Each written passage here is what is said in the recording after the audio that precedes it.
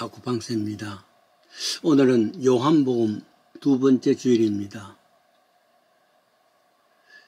그 안에 생명이 있었으니 이 생명은 사람들의 빛이라. 요한복음 1장 4절입니다. In him was life, and the life was the light of man. 이런 말이죠. 지난 주일 첫 번째 시간에는 태초에 무엇이 있었냐? 태초에 철학자들은 흙이다, 공기다, 아메바다 여러 가지 이야기 했지만은 아니다. 태초에는 말씀이 계셨다. 이 말씀 누군가? 예수님이고 이 말씀 누군가? 하나님이시다. 이 사실만 믿으면은 복음의 사람입니다.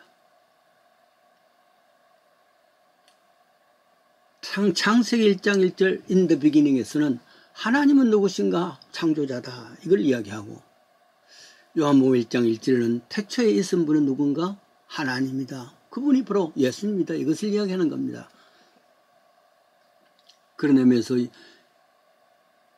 예수님은 누구신가? 이것을 처음 우리에게 이야기하는 것이죠. 즉 육신을 입고 이 땅에 오신 하나님이다. 단지 예수라는 이름은, 그리스도라는 이름은 하나님의 여러 가지 하는 일 가운데 가령 세상을 창조하셨다, 천지 주인이시다 하면은 그것은 아버지 하나님.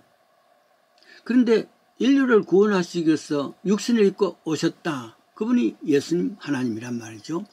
이 사실을 믿게 하고 크게 감동 주시는 분이 성령 하나님이라. 이 세 분이 다른 분이 아니라 같은 분이다. 단지 펑션에 따라서, 역할에 따라서 이름의 분류주기를 달리 부른다 이 말이죠. 4절에는 이런 말이 있습니다. 그러면은 그 예수님 안에 무엇이 있었는가? 세상 사람과 다른 게 있었다면 무엇이 있었는가? 생명이 있었다 그랬습니다. 생명이 있었다. 그러면은 세상 사람들이 다 생명이 있는데 그러나 그 생명은 다르더란 말. 그리고 더 나와서 이 생명은 사람들의 생명으로 인도하는 빛이라 그렇게 표현했습니다. 디모데후서 2장이죠. 잘 아는 24절에 큰 집에는 큰 그릇과 큰 작은 그릇이 있고 또 금과 은으로 된 또 질그릇으로 된 많은 그릇들이 있다 비유로 나옵니다. 그릇이 뭔가 인격이라 생각합니다. 그 인간이 안에 있는 것, 인격, 귀중한 인격이죠. 천한 인격도 있고 또 귀한 인격도 있습니다. 그걸 다른 말로 하면 인성이라 말할 수도 있습니다. 사람 됨됨이라 말하죠. 나는 어떤 그릇인가? 각자가 스스로 봐야 될 줄 압니다. 밤낮 돈만 생각하면 돈 그릇입니다. 밤낮 권세만 생각하면 권세 그릇입니다. 노자 도덕경에는 대인과 소인을 구분합니다. 소인은 그릇이 찻잔만한 조그마한 종바리 같은 것, 그런 그릇도 있단 말이죠. 그러나 큰 대접은, 큰 그릇은 양푼이 같은 큰 그릇, 그 큰 인격이란 말이죠. 어진 사람입니다. 사람에 대해서 예의가 있는 사람이란 말이죠. 어진 사람, 인격이 있는 사람, 겸손한 사람이죠. 자신을 낮출 줄 아는 사람이죠. 그 성숙한 그릇입니다. 한국 고유의 종교 중에 원불교라는 것이 있습니다. 처음은 작은 전남 영광에서 출발했지만은 지금 본부가 익산에 있지 않습니까? 익산에 있는 그 본부에 들어가는 입구에 5대 실천 사항이 적혀 있습니다. 이렇게 살아라 그 말이죠. 이런 그릇이 되어져라 그 말이죠. 원불교에서 원하는 것은 제일 먼저 어떤 그릇이냐? 어떤 경우라 할지라도 고맙습니다. 그래 땡큐 하는 말이죠. 작은 일에도 땡큐 하는 겁니다. 두 번째는 무슨 일 속에서도 미안합니다 하는 말이 있어야 된단 말이에요. 미안합니다. 우리 아이가 처음 한국 가서 짜증나는 것 중에 하나는 사람들, 서울 거리가 사람이 얼마나 많습니다. 서로 부딪혔는데도 불구하고 소리가 없더라. 그걸 짜증내게 했다는 것인데, 그래, 작은 일에도 미안합니다. 그에 대해서 무슨 변명하고 야단스럽게 그렇게 할 거 아니냐면, 좀 생각해 보세요. 생활 속에서 항상 고맙습니다. 미안합니다. 이게 있단 말이에요. 세 번째는 덕분입니다. 이 사회는 사실 PR 시대 아닙니까? PR 시대는 피나게 자기를 알리는 시대라 그럽니다. 그런데 겸손의 마음을 가지는 것이죠. 그리고 모든 것을 타인에게 그 덕을 돌리는 것이죠. 배우려는 겸손을 배우지 않는 사람은 인생에 어떤 것도 배울 수가 없다. 그런 말이 있습니다. 옆에서 자기를 칭찬하면 그렇지. 나 아니고 그렇게 할 수 있는 사람 누구야? 그 대신에 덕분입니다. 근성에 나오는 것이 아니라 마음속 깊이에서 말이죠. 다 덕분입니다. 이렇게 말할 수 있는 겁니다.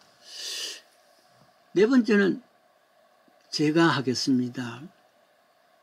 제가 하겠습니다. 이거 굉장히 귀중한 겁니다. 제가 처음 미국서 주일학교를 했는데 끝나고 난 뒤에 제일 나이 많은 6학년 학생들한테 교회 좀 흩어진 거 청소 좀 하라고 청소를 했더니 청소 좀 하고 와 이랬더니만은 그 중에 제일 큰 아이가 뭐 하는데 처음에 무슨 말인지 몰랐어요. 가만히 들어가 보니까 How much can you pay? 돈 얼마 줄래? 우리 한국에서요 그때 내 이름을 부르면 무슨 심부름을 시킨다 할지라도 내 이름 부른다는 자체가 얼마나 익사이팅하고 선생님 나를 기억하시는구나. 그런데 How much can you pay? 얼마 줄래? 깜짝 놀란 거죠. 그 사람 걸어서 하는 돈이 있단 말이죠. 근데 다섯 번째 보니까 네 그렇게 하겠습니다. 유순한 마음입니다. 그런데요. 예수님 마음에는 어떤 그릇이 있을까? In him was the life. 그 안에는 그 그릇 안에는 예수님의 그릇 안에는 라이프. 봄이 되면서 여름이 되면서 온갖 벌레 크고 작은 벌레들이 지상에 나오는 거 봅니다. 다들 생명이 있습니다. 그러나 그 생명은 비오스 생명이라 그럽니다. 헬라에는 생명이 두 가지 있습니다. 비오스 혹은 조에입니다. 비오스는 바일라지 생물학적 생명이라 이 시간이 지나면 다 없어지는 겁니다. 근데 조에라는 생명 단어는 영원한 것, 영생이란 겁니다. 예수님 안에는 비오스 생명이 아니라 조의 생명이 있단 말이에요. 즉 요한복음 3장 16절에 있는 대로 누구든지 그를 믿으면 멸망치 않냐고 영생 그때가 조예입니다. 조예 영생을 생명이죠. 모든 생명 다 없어지는 것이지만 예수 안에 있는 이 생명은 비오스 생명이라. 그리고 그것은 결국은 우리로 하여금 저 천국까지 인도하는 빛이 될 것이다. 사람의 빛이라 그런 표현을 했습니다. 예수님 안에 있는 그릇 안에 있는 것은 생명이 있었고 두 번째는 무엇이 있느냐면 이것은 빛이라. In him was life and that life was the light of man. 사람들의 빛이라. 우리 마음에는 양심이라는 빛이 있습니다. 칸트가 그런 말을 했죠. 저 하늘에는 북극성의 빛이 있고 우리의 마음에는 양심이라는 빛이 있다. 그러나 이 빛도 상황에 따라서 달라질 수 있습니다. 그러나 영원히 변치 않는 빛이 있습니다. 천국까지 가는 빛. 그것이 바로 예수 안에 있는 인격입니다.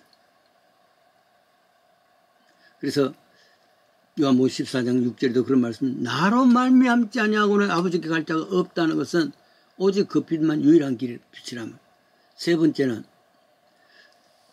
빛이 어두움에 비쳤지만은 사람들은 알지 못하더라. 빛이 어두움에 비추되 어두움에 깨닫지 못하더라.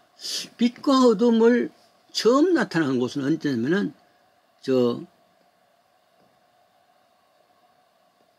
태초에 인류가 살았던 에덴 동산입니다. 그때는 빛이었습니다. 범죄하고 난 뒤부터는 그게 어둠이었단 말이죠. 그래서 모든 인생은 다 어둠이 있습니다. 태초에 그 빛을 이 어둠의 인간에게 비춰주는데 사람들은 알지 못했어. 아는 사람들은 그 예수님을 빛으로 모시는 사람, 액셉트 하는 사람이죠. 그래요. 어둠은 깨닫지 못합니다. 아담 이후에 있는 모든 인생들이 이 어둠인데 이 어둠이 사는 인생들을 향해서 참빛이 오셨는데 사람들은 이걸 알지 못한단 말이에요. 그러나 그 빛을 내 생명으로 받아들일 수 있는 사람은 영생의 빛을 가진 사람이다. 하나님의 자녀가 되는 것이죠. 영적 둔감성 때문에 이 세상의 어둠 때문에 빛을 알지 못합니다. 내 인기관에는 무엇이 있는가?